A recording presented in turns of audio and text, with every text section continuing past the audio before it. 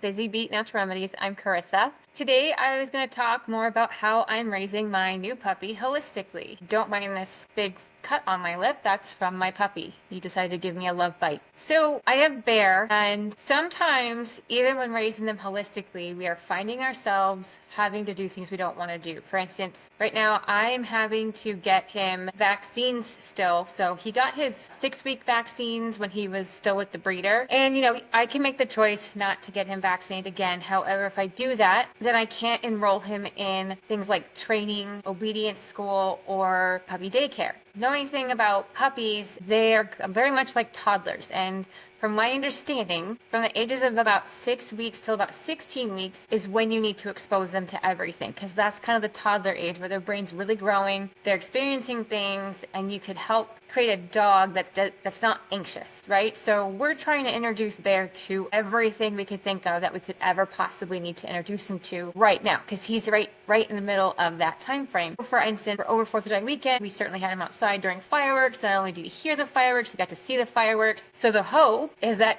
when we hear fireworks again, it doesn't faze him, it doesn't bother him, because he's already experienced it. He doesn't have any traumatic experience. So the other thing now I'm having to expose him, or needing to expose him to, is like more dogs and people, so he's not so barky. And I love that he's protected, but we need to have him understand that when we say safe, that it's okay that those people are coming onto our property, or it's okay that those dogs are walking by our property, or wherever we may be, because he is definitely going to be a dog that we take with us all over the place. And so, we go to the river a lot, so he would go boating with us, which we've done that with him a few times, and he's done pretty well, but he is at that stage now where everything is like alert. I'm going to assume it's a bad person or a bad animal or something before I calm down. Well, in order for me to be able to do this, I have to, I'm going to take him to obedience school. Well, unfortunately, they require that he be up to date on his vaccines. And since he's now 3 months old, he is now due for the next round of boosters. Not thrilled about it. I actually started to do a virtual dog training, and let's be real, that's just not enough for him. He needs to be in person to meet other people and meet other dogs. Additionally, I've decided that, it would be good for him to go to a doggy daycare a couple of times over the next 2 months or so, just so he has that interaction with other dogs and other people. So of course, again, by law, I'm required to have him vaccinated to a certain point. So now I'm like, great. This mama who doesn't do those things, I'm having to find myself, I'm having to do those things. So I did a couple of things. One, before I even said yes to the 6 weeks vaccine, the only reason why I was okay with go ahead and moving forward is because you do have parvo, which is in the soil everywhere, and that actually can be deadly to dogs. So that one I was okay with. And then of course we have the Bordetella, which is kennel cough, and I've heard from other people that in their experience, when they didn't get their dogs the Bordello, they ended up with kennel cough at like 4 months, and then their lungs and stuff were never the same. So I want to live holistically, but I don't want to at the detriment of the health and well-being of my dog, or my family for that matter. My kids and stuff are a whole different matter. There's other ways I can take care of them. I can give my kids natural remedies to help boost their immune system and know that it's working, because I've been doing it for 6 years now. And no matter what they tell us is coming out and it's we're having a breakout of, for instance, measles. My family does not worry about that, because I know how to help with measles should that ever enter our household, how to alleviate that naturally. But with dogs, unfortunately, they can't tell us, what hurts, what's not working. It's hard to see if they're having a reaction. So unfortunately, we do have to get a vaccine. So what am I doing? So one, I'm doing the minimal amounts. If he doesn't need it, he's not getting it. I did research. I pull up the vaccines themselves. I look at the label. I read the label. I read all the ingredients. And then I go and research, what does each ingredient do? What does it do to his body? How does it help his body? How does it potentially help harm his body? And in 2 of the vaccines I had to get him, there is aluminum. So we know that aluminum is a neurotoxicity, right? So it can go, and not just for us, but for animals too. And so knowing this, before I agreed to this, of course, I did my research and said, okay, I know you can detox humans from metals. Are there things we can use to detox animals from metals? And there actually is. So I went into the vet the other day to get him his boosters. And this is funny, because I was literally in there so that he could go to doggy daycare this week, because he'll have his vaccines. And when they got him on the table, of course, he wasn't thrilled about it. And the vet assistant started to hold him. And when the vet started to approach him, and especially with like literally with the needles to give him the shot, he actually did a growl for the first time, like a real harsh growl, like curling his lip like he was not happy. And the vet actually looked at me and said, okay, this virtual training you're doing is not enough. This is why he needs to be introduced to other dogs and humans, because this aggression I'm concerned about. And I'm like, dude, he's 3 months old and you're coming at him with a needle. Like, he senses the energy. He senses this is not going to be thrilled. I'd growl at you too. But I was like, whatever. I'm like, I'm literally here because I'm going to be taking him to puppy daycare where they're literally going to be introducing him to multiple dogs, multiple people, and helping train some of that aggression and some of that out of, Australian Shepherds, which, again, dogs don't have aggression unless you put it into them, unless you train that into them, okay? And you could inadvertently train that into a dog, right? Without realizing you're rewarding that type of behavior. So we're already here at home trying to make sure we don't reward any aggressive behavior. And we are going to go to in-person dog training. In fact, I've switched my virtual over to in-person dog training, obedience training. And again, he's going to the puppy daycare. So back to what am I doing? So unfortunately, he did have 2 vaccines that they gave him, and they have aluminum in. So I am going to take chlorella. This is my jar of chlorella. I go to my organic store and they actually have chlorella in bulk, and I just purchase a good amount and I put it in my own jar. And I'm just going to give him a little bit of this with his morning meal every day for about 7 days. And that, from my understanding, chlorella is a metal detox. It pulls the metal out of the body. Another great metal detox is fulvic humic acid. So the one I use is Alpha Bios. And however, I've not started him on that yet because since I have an Australian Shepherd, I have to have him checked for the MDR1, which please, if you have a dog, or please make sure they're not one of the breeds that has that gene, because there are many things that other dogs can have, and it's not a big deal. But shepherds, especially Australian Shepherds, it can actually be very toxic to them, even to the point of causing death. So for instance, one of the things I'm looking at to help raise Bear holistically is to actually put a little bit of the 1% ivermectin solution into his water. Because what that is that's an anti-parasitic. So it literally would fight against mosquito bites or mosquitoes and ticks and fleas. And when dogs who are able to drink water with ivermectin, or at least have ivermectin in their system, it causes those ticks to shrivel up and die, which makes sense because it's an anti-parasitic. So they don't even have the chance to really get into your dog and possibly cause them Lyme disease.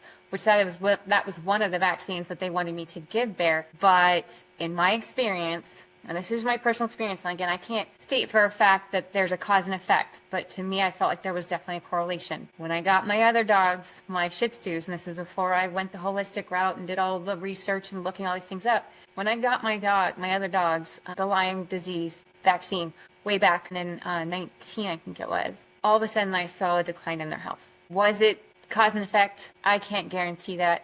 But what I can say is, to me, there might be a correlation. So I'm definitely gun shy about let's just give him that. So I'd rather not give him that. So I'm looking for alternatives. I did get his blood drawn to see if he has the MDR1 gene. So if he does, then I'm going to have to think of a different alternative on what I can use for him for that type of a treatment. There are natural solutions out there, like topical solutions out there, that I actually am using one in the meantime until I find out if he has the MDR1 gene. I feel work pretty well. I've used it in maybe in one of my future videos. I'll show you the brand I use, or I'll put a link, or I'll put a note in the video below so that you guys at least know which ones you can get. That, I read the ingredients, I looked all the ingredients up, and I looked at how each one impacts, how it would impact Bear, and I specifically always research for how it would impact my Australian Shepherd, and the fact that he's a male, and the fact that he's going to be a full shepherd, like standard shepherd, so up to 50 pounds. Because I want to make sure I'm looking up the right information, because the type of dog, the size of dog, male, female, that could all play a factor in whether or not something impacts them in a certain way. So I'm always looking at all of those things when I'm deciding what I'm going to put on Bear or have him ingest, just like I do my kids and myself and my husband. So that is one thing. If you are finding yourself like, man, I don't have a choice, I really need to board my dog because you're going on a trip and you have no other alternatives for whatever reason, or you just you're just finding yourself, for whatever reason, you have to give your dog a vaccine. I get it. You don't want to. I don't want to. In a perfect world, I wouldn't have to. I'd be able to send him to doggy daycare, take him to training, and nobody would be vaccinated, so we don't have to worry about anything. And, in my perfect world. But unfortunately, we don't live in that world, and we find ourselves having to do things that we maybe don't want to do. So then I always, it's like, well, if I'm going to have to do this, how do I help my body detox? Or in this case, how do I help Bear's body detox? And for me, it's chlorella. I chose this one. There's quite a few different options that you can look up. I think milk thistle is another option, but I don't have milk thistle on me. I actually have chlorella, so I thought, well, great, I'll just do that. So like I said, I'm just going to add a little bit of that to his breakfast every morning, because in raising Bear holistically, I literally make his breakfast every morning. Well, not 100% every morning, but like I do ground beef with some eggs. We have chickens. We have plenty of ground beef. I make enough that will last a week, and it gives about 2 meals a day. It's not 2 full-blown meals, so I mix his food with some of his kibble, and then I also include his vitamins. In previous videos, I talked about Phytovite. That's the vitamin he's on, which it's great. His fur coat is still shiny. It's still soft. It's just, he literally is like a big teddy bear. Well, he's getting to become a big teddy bear. And then I also have him on plaque off, which is all just herbs that are mixed in his food, and it helps to break the plaque on their teeth so it doesn't, stick there. And so far, so good. So I just add a little bit of chlorella to his morning food, his morning meal, and, it should be detoxing, pulling the aluminum out of his body. So hopefully, that won't stick there. And additionally, once we get through this puppy stage of training and doggy daycare, the chances of me continually getting him vaccinated, highly unlikely. Most likely, for instance, we would, I think the lepto one, which is for the bacteria within water, because we go to the river a lot, because of where we live, we might have standing water. That might be the only one I continue, but I would probably test for titers first to see, like, well, do I even need to, or does he still have an immune response that I'm not going to just keep giving it to him because they tell me, oh, he's due in a year. I think you have to do that one yearly, so I'm not too thrilled about that. So I will be doing titer tests on him to see if he even needs a booster, but so that's just what I'm doing as I learn more, as I continue to research and decide, okay, what do I need to do for my pets? I'll let you know. The other thing, for one of my other dogs, I do actually take for those of you who will follow me, you know that I use LifeWave patches. In particular, I use the X39 patch, and which is this one. I wear it 12 hours a day, and I take it off, and then I actually put it on my other dog, Gizmo, for right now, because he has a lot of skin issues and allergy issues. I'm not going to lie, not easy to keep the patch on him, because one, the adhesive isn't very good after I take it off, but two, he's a dog. But what I have noticed, because he actually gets such bad allergies that his hair starts to fall out around his ears and his head. It's really sad. In the patch, and I've put the patch like on his head, and the areas where the patch is at, I've noticed that it goes from that harsh gray look from the allergy and inflammation to that soft pink, and some hair starting to grow back. So it's just a matter of me staying consistent. I have seen this. If I stay consistent, and if I see like, oh my gosh, this really is amazing, it really does work, I'll let you guys know. Right now I'm still in the experimental phase. Like, can you take your used X39 patches and use them on your pets? I don't know yet, but that is something I'm trying. And if that's something you want to look into, not just for your pets, but for yourself, there'll certainly be links below for you to find out information about what LifeWave patches are. They're all natural. It's my mama's easy button, but that's something else I do holistically for my pets. But yeah, if you like this content and you want to hear more, tap that like button, hit that subscribe button, and follow me for more at benaturalremedies.com.